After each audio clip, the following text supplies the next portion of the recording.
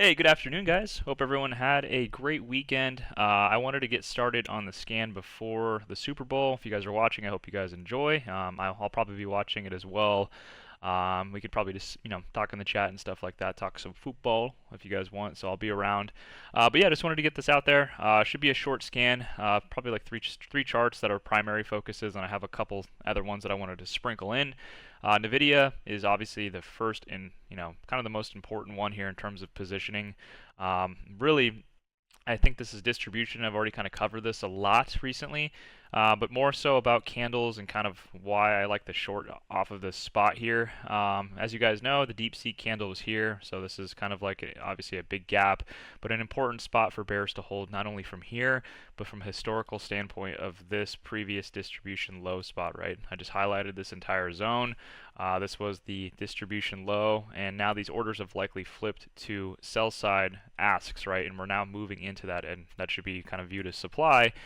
Not only that, right, I mentioned that this is not like a 2 or 3 lower low accumulation. We basically had a new low made that was incremental, but you guys can tell by the volume here that it wasn't anything that signified, hey, this is a kind of a candle that went to go sweep out the buy stops. It collected the buy stops and then rallied from there, right? The volume stayed relatively low. We didn't have a super bullish candle. So in my opinion, this isn't really an accumulative low. Yes, it did have a bounce, but there's obviously a ton of buyers that came in, but that buy power wasn't a ton, right? And as you can see, it's pushed up for 4 days now in pretty flat volume and very, very low volume relative to this candle here, right? And to mention, we now swept over the 128.4 high, which is essentially the continuation into the gap that makes its way up into 142.62.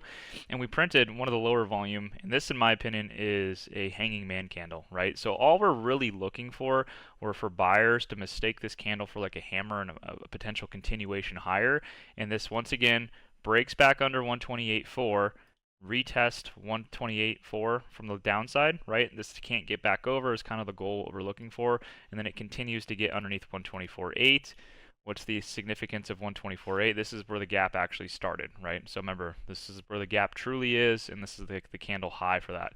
So a couple scenarios for that of how it could play out. Maybe this extends down all the way down into 128.4, then it bounces back up, retests, comes down again, retests this level, and then it can really kind of flush all the way down into 118.65. Now, if I jump into 118.65, what's the importance of that? Let me just switch this over really quickly. You guys will see this is one of the last few gaps here. And like I said, I think this is like an hourly redistribution. Target would be a very simple move all the way back down to this unfilled gap from back here, right? Very, very easy. From here, you probably get another LPS Y candle, and then it should fade back down even lower and take out this low. Hey, maybe that sets up the 3 lower low accumulation, right? Then we could look for longs. But as of now, I'm not really interested in the first or second attempt through this spot here. I think this could potentially be the UTAD. So a very simple plan. I have it pretty much drawn out here. We just want to get the 128.4 close underneath, whether that comes all the way down to 124.8 and bounces, however it comes, right? That's all we're really looking for here. Now, moving on from there, there is the second potential that this just rallies all the way to the 618. If that happens, guys, and we end up getting above Monday's high, which is that hanging man high, right, on the daily, that kind of invalidates this. So I'll close this for a loss. I'll probably lose about $4,000 to $5,000. Small cut, but for the most part, I'm not going to average into that same contract, which is this February 21st contracts. It'll be too big of a move that we're going to have in order to break even on those or even make money. We could theoretically get the contracts to like 50 cents. That just seems like a big risk, though, right? And I don't want to take that. So I'll probably close that for a loss. I'm cool with that. But then I'll reconsider as here, right? If we get a big seller that steps in here and we get a big, big push down or an extension off of that level, like a nice daily candle close that's very, very bearish print, good volume behind it. I'll probably add the March 21st, same thing, the 108, 109 puts, targeting this spot down here. And that's pretty much it. That's going to be NVIDIA. Let's jump into some other names that I'm really curious on, ads or kind of starting again. Okay, Apple was another one that we added into. Once again, same exact concept. This is the UTAD up here that we've talked about, that highlighted zone. And then remember, it broke down really nicely underneath that spot. We got the retest here. It broke all the way down to like 220. This is a big line in the sand as well. As you guys can see, multiple bounces off this. We had a progression gap. We kind of bounced here. We pushed up to the highs here, bounced off of it again, made a new UTAD high. We pulled back to this spot. And then remember, earnings kind of pushed us above, and it looked a little scary. But if you take a look at this and kind of have some context behind it, this was really just a weekly LPS, right? You guys can see the candle close underneath, nice extension above with a close underneath. And then we had an inside week here, right? And then if you take a look at the inside week, pretty bearish formation on the daily, right? If we take a look, let me just go here. Right, you guys can see kind of like a bear flag, if you guys want to call it that. I don't necessarily trade that way, but pretty textbook here, where we had 1, 2, 3, 4, kind of a 3-day move up.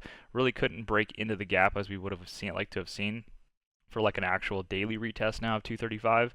And this should honestly just kind of fall and continue off of this daily bar here. Pretty nasty bar.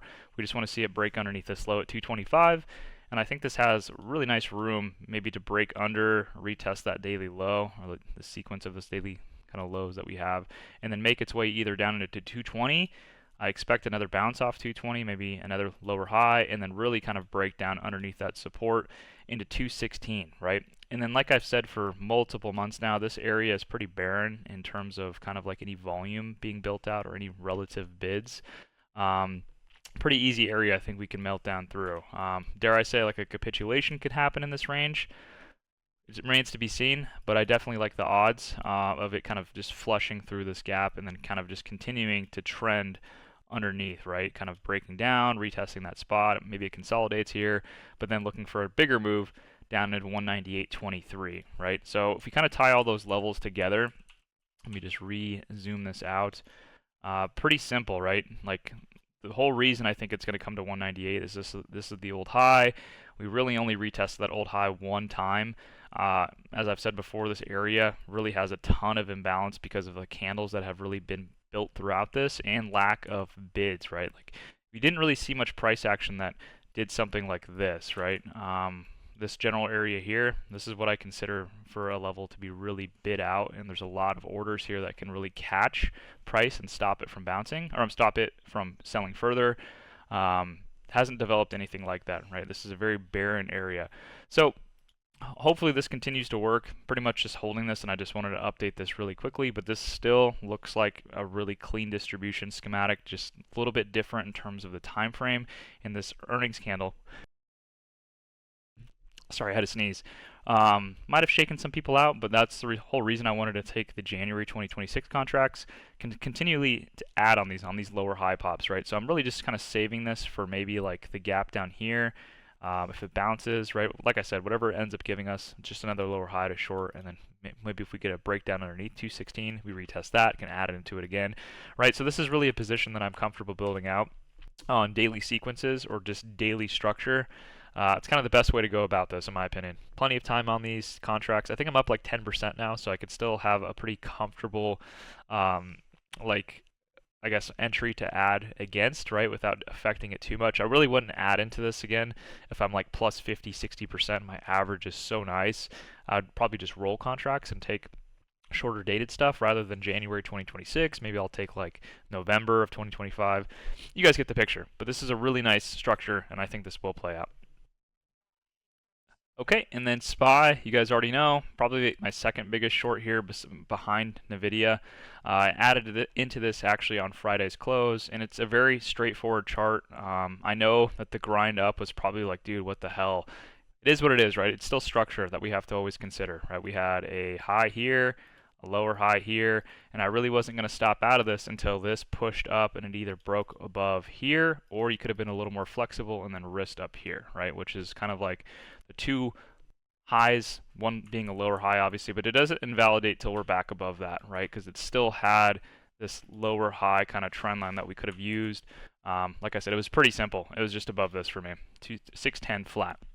And we grinded up on very, very low volume. Once again, if I stretch this thing out, you guys will see pretty much the entire move up is very reminiscent of NVIDIA and a lot of Mag 7, right? If you guys go take a look at Mags, M-A-G-S, it's pretty much the Mag 7. Looks really top heavy. It doesn't look like we're going to see any kind of breakout on this. Everything looks very, very bearish in my opinion. And This was nice to see. We had a bearish engulfing candle here on Friday with higher volume. So ideally, this just continues down, right? It should take out this low here. And this low is very important for our continuation, right? And our continuation is very simple. It's just making its way into the CPI gap from here. So we want to see this obviously continue to break down. Any moves that kind of like, let's say there's a buyer that steps in, we want to see this push back up and then fail to now, right, get back above this area here, right, 608.22, or what we can do is just take that open, which would be like right around here, and that's our risk, right, and we can progressively kind of let price go down, and then we can usually taper off our stop losses at each new lower high, right? Very, very simple strategy here. I don't think it's anything too crazy. We have March contracts, so that should give us an opportunity to hold this and not, get too emotional about our entries or where our entry price is. But I did add, right? So I added into this one, got my average down a little bit more. And we're just looking for this to have a continued breakdown. Very, very simple trade here. Once again, just letting structure play out, knowing kind of level to level where you want this to go, where your risk is, and it becomes a very simple trade in the thought process here. But as I said, we want to see this continue down into this 590.33 level. Remember, we just bounced off of this spot, so I expect we'll get another bounce here. We could see another lower high. If we get a lower high and it breaks down, what do you guys think I'm going to do? Right? I'm probably going to add again or roll and then risk whatever the lower high ends up being. And ultimately, we want to see this continue down into this CPI gap, right? This is the big target for us as of right now, which is 582.19. If this ends up filling here, I'll probably close out my shorts again on March, probably trim the Junes again, which I'll probably only have like 1 or 2 contracts of the Junes, and just see what ends up happening, right? We definitely could get some kind of bounce off of this that leads us into that March OPEX, where I do think the Fed stimulates, which if you guys don't know, that means cut. Kind of provides more market or more fiscal policy, right, where they're going to be stimulating with cash. We should see a liquidity injection of I would say $2 trillion. I don't know the exact amount, but a lot of money is going to be re-entering the market, and that's where we could get a big move back up to the highs. But I don't think that's till March. Obviously, being FOMC, I do think that they cut there. But yeah, really important week. So that's pretty much all I have for this one. Yeah, really nothing else other than that one. So we'll see how this ends up performing alongside NVIDIA and Apple. Another bearish chart. I don't know if I'll trade this one because I already have exposure through SPY, through Apple, through NVIDIA. But Joe brought this up, and it's a very, very clean chart. Once again, all these kind of look the exact same. So this is why I really say you have to have somewhat of a photographic memory of how distributions will look and exactly what phases we are in these. As you guys know, we've kind of had almost like a diagonal sloping distribution, right, where we've been sloping upwards like this, and we had our UTAD once again in this little highlighted box here, and then from there we ended up breaking down. We've had a push back up to essentially retest this old high, right, and obviously our UTAD is going to be up here, but LPSY is currently happening as we speak, right? This was obviously the first test of it. It caught a higher low, and then we pushed back up. We retested the spot, and it's pretty clear now that we're likely not going to break through that spot, right? We had an uptick in volume on this as well. If I kind of pull this up, it's obviously higher than what was being pressed back up into this spot. The spread on the candles was getting smaller as we made our way into that level. And then obviously, once again, similar to the other bearish charts that I've talked about, bearish engulfing on the daily with an uptick in volume. So really should see a continuation underneath this low. We'd want to see this higher low be taken out and have continuation through that. And I really think that we can get a press down into this 184.66 gap and this 189.34 gap, which coincides really nicely or lines up with the CPI gap up as well. If you guys want to trade this one, absolutely free to do so. I think this is going to play out just the same as some of the other names. So that's just one name that I wanted to add on here in terms of bearish charts I'm looking at. I'll do a quick pivot now and taking a look at some of the names that I'm actually kind of bullish on. It might take a little bit of time, but definitely some names that I want to keep my eye on going forward, especially if the market does sell. Some of these other names I'll show you guys are going to lead perfectly into buy zones after the market sells. Okay, Google, you guys already know I tried this off the footprint candle low, right, which was right here after their earnings at 187.9. I wanted to see if we could hold that and then break up. It didn't happen, right, and it's okay. It went a little bit lower, and really it's testing the bottom of this gap here. This is the 1210 gap up that it ended up having. I think this was from earnings, if I'm not wrong. This is the earnings candle like prior to the day of earnings. It gapped up and then it really started to have the distribution pattern play out. And I actually love this chart a lot. We saw some buyers come off preliminary at like 182.84. If we extend this out, it's a pretty simple area and why this ended up bouncing, right? This is this old progression gap here. Remember, we actually traded this long back in this range, right? We had like a rejection here. It pulled down, had a higher low. It pushed up again, rejected, pulled down, kind of went back to this old consolidated zone right here, right? And then it rallied, gapped up, and we had a gap and go, or kind of like a jump the creek situation where it jumped above resistance here, as you guys can see, and then it rallied, right? Very, very similar spot now, where I think we could get a bounce off of this same exact spot, maybe retest the footprint candle low, and then I'm looking for this to potentially fade down into 175.37. I don't think it's ready just yet, I will say that, but I am definitely looking for a long. Once again, if it breaks down underneath 181.93 and gets down into that 175.37 spot. So very, very, very simple, right? It's just going to be a continued breakdown, but looking to essentially long off of that level there. Hey, if we end up ripping again and we get back above this footprint candle low, we develop some kind of buying consolidation here where there's bidders that are supporting price and we're not really breaking down any lower. We're seeing high volume lower wicks that are occurring with a close back above. I might take this again, right? I definitely think this is a good opportunity to long this back up to 206.38. But as of now, just kind of keep it on side watch, right? Just have it on a side chart, have alert set, and really see how this reacts at 181.93. Actually, I lied. It's not 181.93. That was the other level. Keep it like right. Oh God. There we go. Dude, is this not snapping? Oh, there we go. Boom. There we go. See what it is actually now.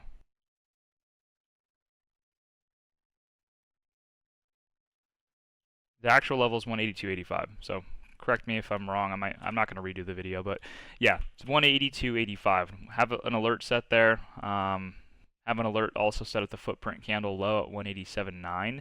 And just kind of we'll see how this ends up performing, right? There could be relative strength here that maybe it doesn't need to fill the gap. Like I said, the pathway for it to recover that footprint candle low at 187.9 is definitely still viable.